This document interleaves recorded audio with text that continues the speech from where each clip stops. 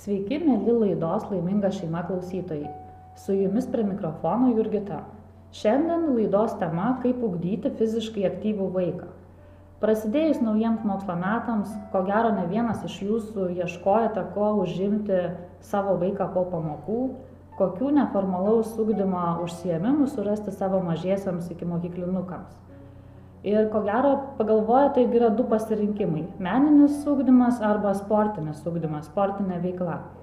Taigi šiandien norime pakalbėti su jumis būtent apie sportinę veiklą ir kokią fizinę veiklą reikėtų vaikams padėti pasirinkti, kaip ugdyti fiziškai aktyvų vaiką.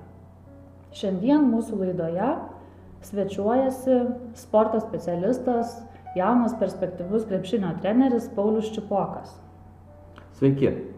Pauliau, pirmiausia, trumpai papasakokite apie save, savo vaikystę, kada susidomėjote sportu, kaip susidomėjote ir kas galbūt paskatino vėliau tapti sporto treneriu. Taigi, aš vaikystėje jau gan anksti pradėjau sportuoti. Tai prasidėjo dar, kiek aš atsimenu, darželyje, kaip ir jūs pasakėte, iki mokyklinėme amžiuje. Ir netgi nuo to laiko aš jau norėjau būti krepšininku. Visą vaikystę praktiškai su draugais, mes daug žaisdavom, daug sportavom ir viskas prie to prisidėjo, kad nebuvo aišku, kas labai aktualu šiais laikais, neturėjom namuose kompiuterių. Todėl daug sportuodavom ir nuo ryto 10 iki vakaro, kol sutemdavom.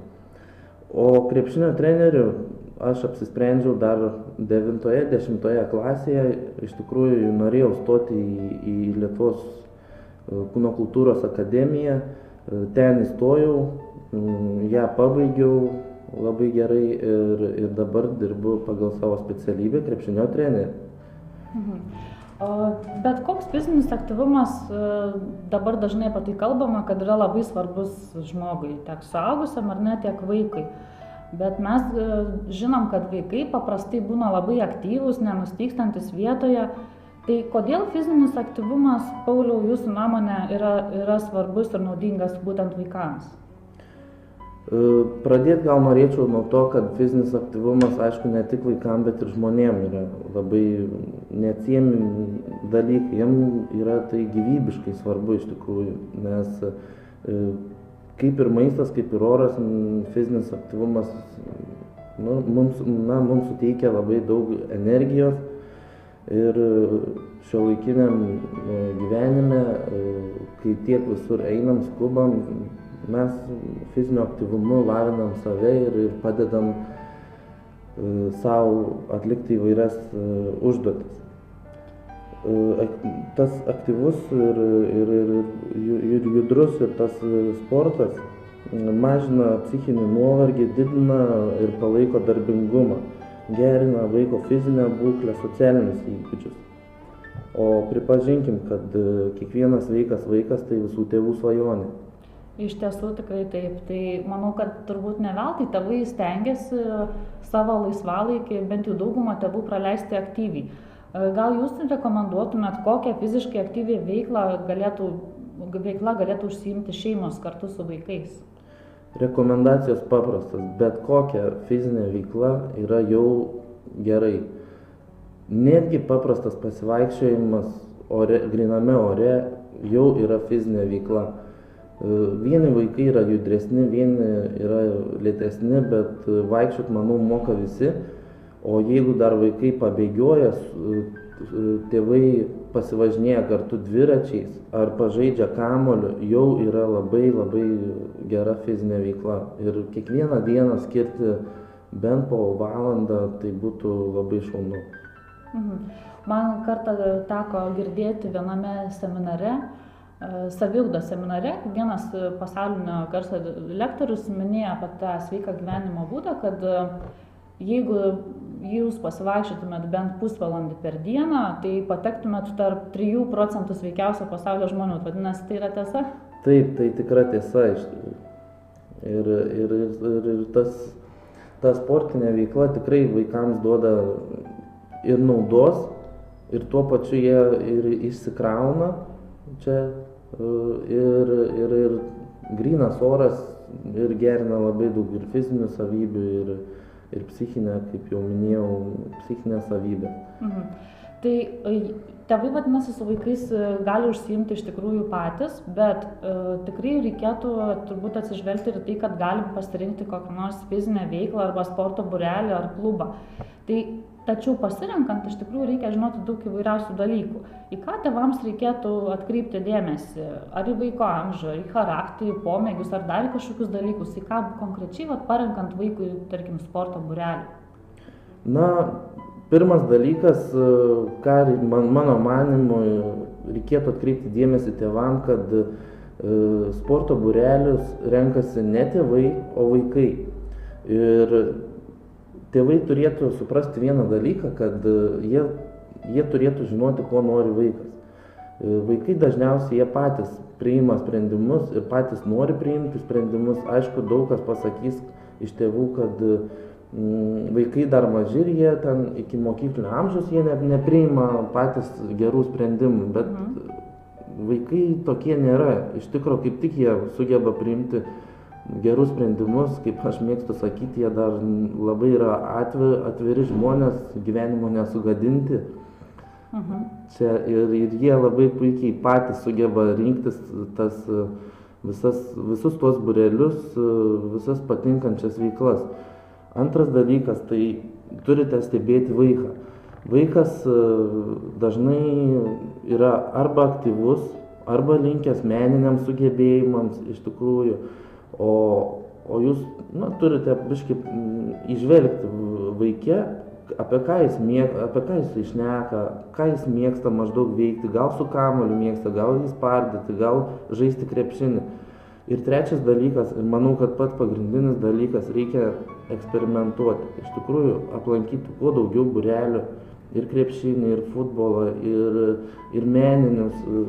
Ir vaikui turite duoti kuo daugiau galimybių ir iš kuo daugiau galimybių jisai galės rinktis, tuo jam bus geriau apsispręsti. Ir dabar iš tavo pasakojimo suprantu, kad teisingai pasielgiau aš pati kaip mama, nes atkreipiau dėmesį būtent į vaiko norus, į jo pageidavimus, kokią jisai norėjo pasirinkti sporto šaką ir kaip ilgai jisai apie tai svajojo. Mes, aišku, dvejojom, ar tikrai verta, ar tikrai būtent ten jis, tai sporto šakai jis yra skirtas, bet vadinasi, jeigu aš jį ten išleidau, kuris jį norėjo, nepadariau klaidos tam. Ne, aišku, tikrai nepadarėt, vėl čia skirtingai kalbant ir apie motivaciją toliau, nes vaikams gali nusibosti visos sporto šakos, bet motivacija jau yra suteikti iš tikrųjų darbas treneriui daugiau negu tėvams iš tikrųjų. Ir dar biškį truputį norėčiau paminėti, kad vaikai, svarbu, kad jie, kaip sakiau, ta fizinė veikla būtų ir ne tik būrelio metu, ir po būrelio jie užsiimtų kažkokią tai papildomą veiklą. Pauliau, kokio amžiaus rekomenduotumėte pradėti vedžioti vaikus į sporto užsiėmimus ir treniruotės? Sporto užsiėmimai ir treniruotės dabar jau vyksta labai anksti. Netgi žinau, kurie dar pradeda 4-5 metų vaikai. Tarkim, ir kitos sporto šakos kaip gimnastika, tai jeigu jau 13-14 metų vaikai jau jie yra daug pasiekę, jie važinėja olimpiadas, tai įsivaizduokit, kada reikia pradėti vesti juos jau į tos būrelius, taip, kuo anksčiau iš tikrųjų. Ir patiem tėvam su tais vaikais dirbti ir pradėti vesti, nes labai daug būrelių jau bando eiti į darželius ir ten vesti savo užsiėmimus, tai krepšinį, tai futbolą ar dar kitos sporto šakos iš tikrųjų.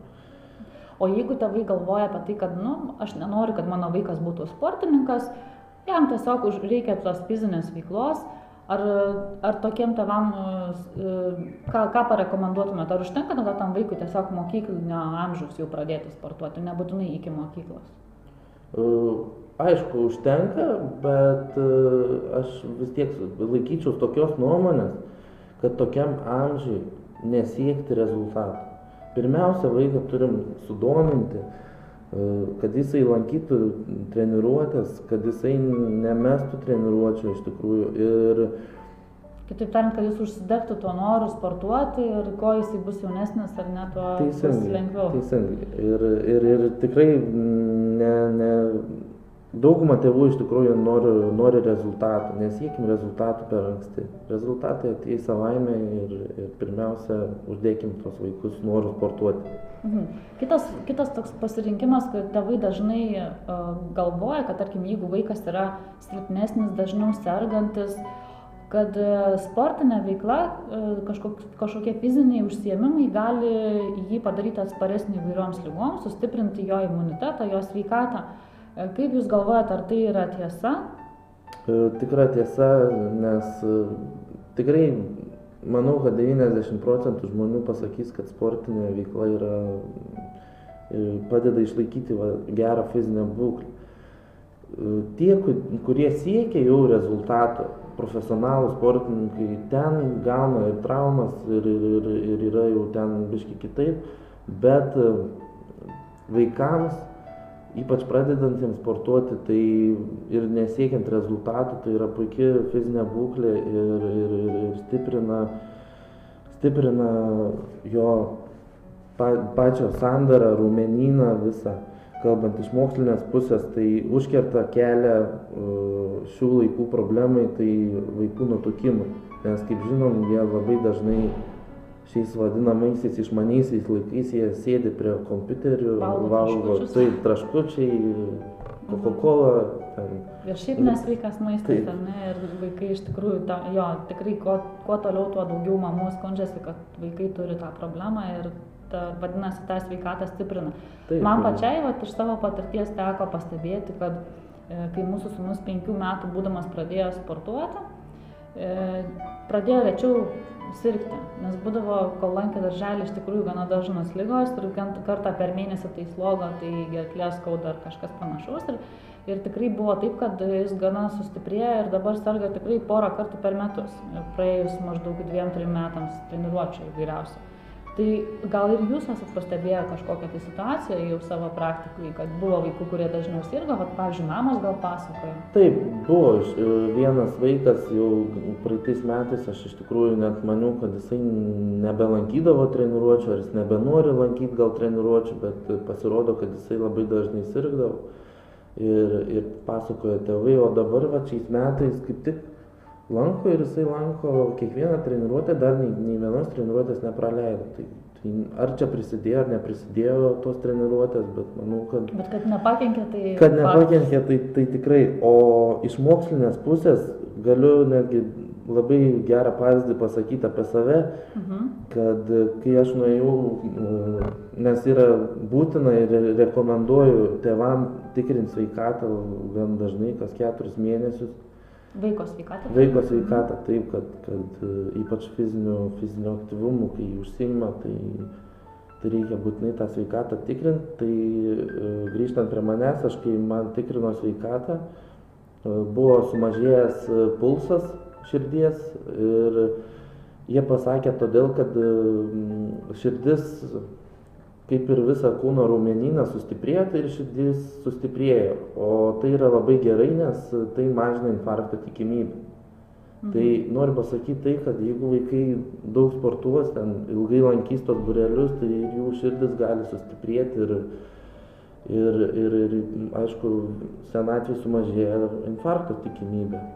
Aišku, ten, kaip minėjome, imuninė sistema visa irgi sustiprėja ir tikriausiai pasidaro vaikai atsparesni įvairiausiam virusam. Tikrai taip, nes jie ir žinokit, grįžtant iš treniruočių, jie eina, tai šaltesnis oras. Vieną kartą gal susirgs, bet kitą kartą jau nebesusirgs, trečią kartą nesusirgs ir tuo pačiu jie vaikščiodami iš treniruočių treniruotės, jie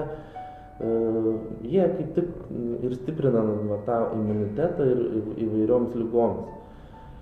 Dabar dar pagalvojau, kad dar vienas kaip įrodymas, sakykime, gali būti tai, kad kai būna virusai visokie ir gripo epidemijos paskelbiamos, paprastai klasės uždaromos, nebevyksta pamokos ir panašiai. Ir pas mus jau yra buvę taip, kad nevyksta ir treniruotės, nes visi vaikai serga. Ar dažniausiai taip nebūna? Ne, pas mus niekada nebūna ir aš... Vadinasi, iš tikrųjų, tie sportuojantis mažiau serga. Taip, sportuojantis tikrai mažiau serga, nes kažkodėl klasės uždaromos, o pas mus į treniruotės tikrai ateina dauguma tų vaikų. Aišku, kai kurie suserga, bet ten, sakykime, daugiausiai tas virusas sklinda yra dideliai žmonių aplinkoje. Tai treniruotėse taip pat yra daug žmonių, bet kažkodėl jie ten grinai, po treniruočių jie nesuserga. Jie suserga dažniausiai mokykloje ar kur kitur. Tai jau įsitikinom iš tikrųjų, kad sportas ar bet kokia fizinė veikla tikrai stiprina vaikų sveikatą. O kaip sportinė veikla lemia vaiko žingeidumą, jo mokymosi gebėjimus, jo mokymosi rezultatus ir gal netgi motyvaciją lemia? Labai stipriai lemia, nes, tarkim, kas liečia krepšinį, aš kaip iš krepšinio pusės kalbu, tai yra komandinė sporto šaka. Jie išmoksta būti komandai, dirbti komandai, įgauna daug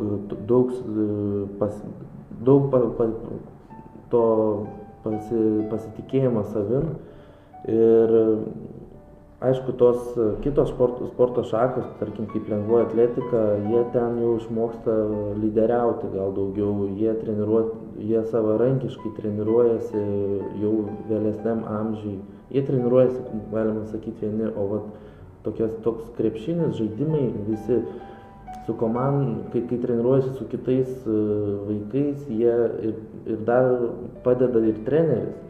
Tarkim, jeigu jie ten nusiženginėja arba ten neklauso trenerio, treneris duoda kaip tik tokius nors pratimus ten ar atsispaudimus padaryti ne vienam vaikui, o visai komandai. Tai vėl skatina socialinius bendravimus, socialinius įgūdžius vaiko. Ir ką aš pastebėjau, jie labai daug bendrauja, iš tikrųjų kartais netgi juos sunkiau yra suvaldyti, nes jie labai mėgsta pasišnekėti ir labai daug šneka, aišku, rūbinėse, kai rengiasi. Tai vadinasi, sportinė ta veikla įtakoja ir vaiko socialinius įgūdžius. O kaip dėl paties mokymosi? Ar, tarkim, man teko girdėti ir skaityti įvairiausių tyrimų atliktų mokslininkų, kad sportinė veikla skatina mūsų smegenis dirbti, ar ne? Ir tada tie žmonės, kurie dažnai sportuoja, jie greičiau mąsto, geriau mokosi, geresni jo mokymosi rezultatai. Ar tai tiesa? Tikrai tiesa, nes iš mokslinės pusės galiu pasakyti, kad fiziniai pratimai didina kraujo ir deguonies patekimą į smegenis, o geriau maitinamos smegenis deguoniu geriau geba įsiminti žinias. Ir kas liečia krepšinį ar ten kitas sporto šakas su žaidimais, tai jie labai turi greit priimti sprendimus, jie turi mąstyti, todėl gerina ir mąstymo įgūdžius. Ir kadangi jie neturi, tarkim, bėgti vieną kryptim ir ten nieko negalvoti, jie turi atlikti perdavimą, mesti į krepšį, jie pasirenka labai daug sprendimų, turi daug sprendimų, pasirenka vieną tinkamiausią ir tuo pačiu iš tikrųjų psichologiškai tai veikia žmogų ir vaikai mokykloje jau automatiškai paima priiminėti savo sprendimus savarankiškai. Ir ko gero greičiau tą padaro, nes reikia greitai apsispręsti. Taip, ir greičiau, nes jie mokosi priimti sprendimus ir mokykloje, ir užklasinėje veikloje. Tai vadinasi, jeigu moksliškai yra įrodyta, ar ne, kad fizinė veikla skatina tą protinę veiklą, bet kaip kartais atsitinka ir labai pastebėjau mėgstama yra galbūt spaudoj ar tiesiog visuomeniai pabrėžti, kad, tarkim, sportininkai paprastai nepasiekia kažko moksle, ar ne, kad jų mokymosi rezultatai gana prasti. Ir tikrai tenka girdėti ne apie vieną sportininką, gal neminėkim pavardžių, bet tenka minėti, kad jie prastai mokosi, ar ne. Su kuo tai gali būti susiję? Juk iš tikrųjų, jeigu jie yra pakankamai protingi ir ta fizinė veikla kaip tik turėtų, ar ne, dar labiau skatintos rezultatus. Kas čia yra tada ne taip? Na, čia yra, aš taip galvočiau, iš tikrųjų nusistovėjęs toks stereotipas daugiau. Vaikai tikrai, aš kiek pastebiu, yra protingi ir jie, aš niekad nemaniau, kad geri pažymiai atspindi žmogaus ten proto savybės. Taigi tie pažymiai yra tik orientaciniai dalykai, o kas liečia iš tikrųjų mokymasi, tai tiesiog jie tos prastesnius pažymius gauna vien dėl laiko trūkumo. Jeigu jie jau yra motyvuoti, jie sportuoja daug ir jie kartais pervargsta, per daug sportuoja, jie kadangi motyvuoti, jie dar papildomai lauką išeina ir kartais, jiem pritrūksta tiesiog laiko pasiruošti kokiems užduotims, kontroliniams ir gauna prastesnius pažymius. Ir gauna ir prastesnius pažymius ir dėl to čia toks nusistovėjęs stereotipas, manau, kad sportininkai mokosi prastai ir yra neprotingi. Iš tikrųjų, gal ir mokosi prastai, bet jie, manau, kad kaip tik yra protingi, nes jeigu puikiai jie sugeba priimti sprendimus, greitai sureaguoja į įvairius dalykus aikštelėje, tarkim krepšinio, tai manau, kad ir gyvenime jie sureaguos į tuos sprendimus irgi greitai. Tai kita vertus greičiausiai ir yra taip, kad vis dėlto jie pasirenka prioritetą ne ten ar ne, jeigu kiti vaikai, kuriems yra labai svarbu mokslas, jie būtent siekia to rezultato aukščiausio pažymio. Šituo atveju tie, kurie sportuoja rimtai ir jie užsiima to profesionaliai, jie tikriausiai visą savo dėmesį prioritetus skiria būtent sportui ir todėl tas pažymys neatspindi realios situacijos ir jo protinių sugebėjimų. Taip. Daugelis specialistų dirbančių su vaikais labai greitai atpažįsta savus taip vadinamus vaikus, ar ne? Ar jūs irgi atpažįstate tos linkusius sportuoti? Ar tie vaikai, kurie užsiima sportinę veiklą, jie iš tikrųjų išsiskiria iš bendramžių ar ne? Na, čia kaip pažvelgsi, iš tikrųjų tame amžiuje pagrindinis tikslas yra vaikus iš tikrųjų pritraukti, kad jie sportuotų, bent sportuotų. Bet, aišku, yra tikrai talentų, kurie matosi tikrai jau iš fizinių savybių, jau jie yra greitesni už bendramžius. Kas liečia, kadangi iš krepšinio pusės šnekant, aš galiu daugiau pasakyti, tai kas liečia krepšinį, tai ilgos galūnės, tarkim, ilgos kojos, ilgos rankos, didelė pėda. Iš to galima spręsti, kad vaikas gali būti aukštas. Taip pat vaiko tėvai, seneliai, genai perdodami, taip pat galime spręsti, ar vaikas aukštas, augs ar neaukštas, nors mano filosofija tokia, kad aš nekreipiu dėmesį, man ūgis nėra svarbu iš tikrųjų, nes mažesnis judresnis, o aukštesnis jisai lėtesnis. Taip pat ir vaiko judrumas ir tėvai tą turi pastebėti tokiam amžiui, kad vaikai juda, jie nenustyksta vietoj, jau kažkur juos reikia leisti į būrelį įsikrauti ir tas, kaip minėjom, eksperimentai būrelio po truputį eksperimentuoti, pravesti pro visus būrelius, jisai kažkaip ir pasirodys tikrai tinkamas. Tai vadinasi, tos fizinės savybės, iš tikrųjų tų vaikų, kurie sportuoja, juos išskiria iš kitų bendramžių. Gal yra ir kažkokios tai kitokios savybės, tarkim, jeigu mes sėdim kažkokioje uždaroje patalpoje, pavyzdžiui, su vaikais, jie ten nelaksto, nebėgioja, jūs tiesiog bendraujat su juo, ar įmanoma atpažinti, kad tas vaikas jau užsiima sportu, gal kažkoks tai kitoks yra negu jo bendramžiai? Iš bendravimo sunku pasakyti.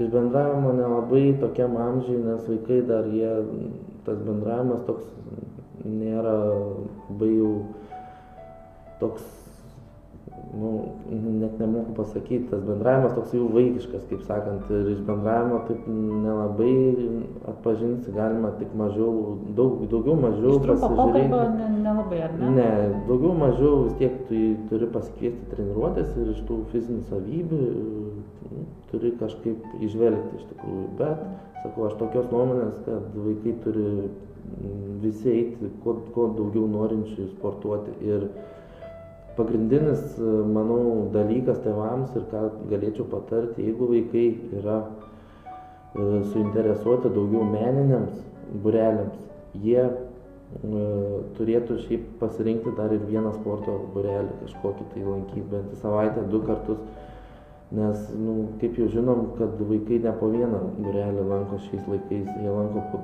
2-3 būrelius, tai jeigu jie gabesni meniniam, tegul tėvai leidžia ir į sporto būrelį, nes tikrai fizinės savybės gerinti tikrai, manau, kad yra verta. Ir tuo pačiu jie ten išsikrautų ir toj meninį veikloje tada to kūrybiškumo daugiau atsirastų, ar ne? Taip. Vienoje pusėje išsikrauna, kitoje tada turėtų pasikrauti. Kitoje išsireiškia. O ką daryti, pavyzdžiui, tikrai yra vaikų, kurie nori užsiimti tą sportinę veiklą ir tėvai jau lyg ir džiaugiasi, kad jiems patinka, bet atsitinka tokie momentai, kai jiems nusibosta, nes treniruotės iš esmės juk yra tas pats per tą patį, ar ne? Tikrai dauguma tų sporto šakų yra, kur tu turi pastoviai tą glūdinti techniką ir panašiai. Ir ilgainiui vaikams atsibosta. Kaip juos motyvuoti? Na, motyvacija skirtinga. Kartais net gabūs vaikai nėra motyvuoti. Kartais negabūs vaikai yra motyvuoti. Ir iš tikrųjų, mano manymu, aš motyvuodavau vaikus taip, kad turi palaikyti iš tikrųjų tokį balansą, kaip sakant. Vieni vaikai su vienais vaikais turi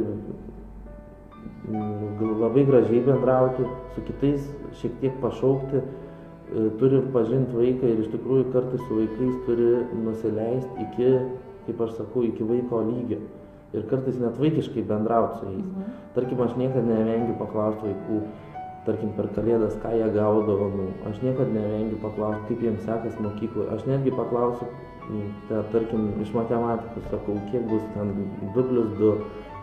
Ir va tokių dalykų, ir jie tada patenkinti, jiems galvoj psichologiškai užsifiksuoja, treneriui įdomu ir jeigu kažką, ir tada jie gauna tokį gražiai šnekant, jie gauna autoritetą trenerio ir tada jiem tas automatiškai galvoj, va čia treneris manim domėjos, vadinasi, aš rūpiu treneriui, todėl aš irgi darysiu taip, kaip treneris lieps. Ir taip po truputį iš tikrųjų motyvuojam tos vaikus ir visa ta fizinė veikla, tarkim, ir krepšinėje, kitose sporto šakose negalima duoti vien tokių treniruočių. Varai tą kamuolį vienoj vietoj. Turime duoti daug žaidimų, kad vaikai išsikrautų, žaistų, lenktyniautų, nes jiems to reikia iš tikrųjų. Vadinasi, jis turi visapusiškai, ar ne, ta motyvacija yra susijusi ne vien su to, kad tu prašai jo visą laiką tą patį padaryti, bet ir domiesi jo kaip asmenybė, jo pomėgiais. Čia žinokit, ir tėvų turi būti darbas ir tėvai negali taip atvesti treniruotę, numesti to vaiko ir parsivesti. Kartais paprašykit, aišku, treneriai neleidžia stebėti treniruočių ir nepatartina žiūrėti treniruočių, nes vaikai išsiblaško dėmesį, tada jie netobulėja iš tikrųjų, bet tarkim paprašykit trenerio kartą per mėnesį ar per 2 mėnesius pasižiūrėti tas treniruotis, bendraukit su treneriais ir bendrai motyvuokit tuos vaikus. Tėvai irgi turi motyvuoti vaikus.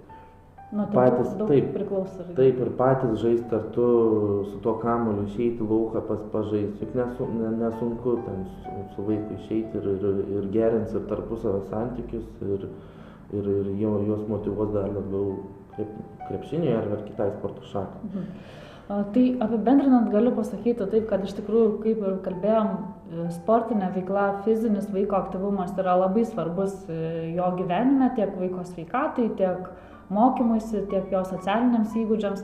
Ir svarbu, aišku, kaip Paulius minėjo visai dabar ką tik, kad nepalikti to vaiko vieno su tos fizinė veikla, kad dalyvauti joje, kad kalbėti su to vaiku ar ne, pastoviai domėtis, kaip jiem ten sekasi, ką jis naujo išmoko ir panašiai. Ir tokiu atveju vaikas iš tikrųjų norės užsiimti tą fizinę veiklą, tiek būdamas vaikas, tiek paauglys ir tiek vėliau ateityje būdamas suaugęs. Taigi, Pauliau, iš tiesų buvo labai įdomus pokalbis, dėkojame tau, kad dalyvavai mūsų laidoje, pasakei daug naudingos informacijos, mano mamoms buvo tikrai įdomu.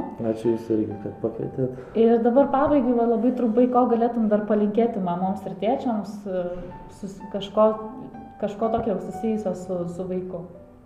Na, pagrindinis, manau, palinkėjimas tai būtų, aišku, vėl pasikartosiu, pasirinkti tinkamą būrelį, kuo daugiau jų išbandyti, neversti vaiko elgtis taip, kaip norim mes, o tiesiog vaikui stengtis duoti pasirinkti, domėtis vaiko būreliais ir bendrauti kuo daugiau su treneriais, bendrauti su kitais tėvais iš tikrųjų. Ir, aišku, kuo daugiau praleisti laiko su savo vaikais lauke ar kieme ar salėje. Ačiū labai už palinkėjimus. Mes prisidedam prie Pauliaus palinkėjimų ir atsisveikinam su jumis iki kitos savaitės. Viso gero. Viso.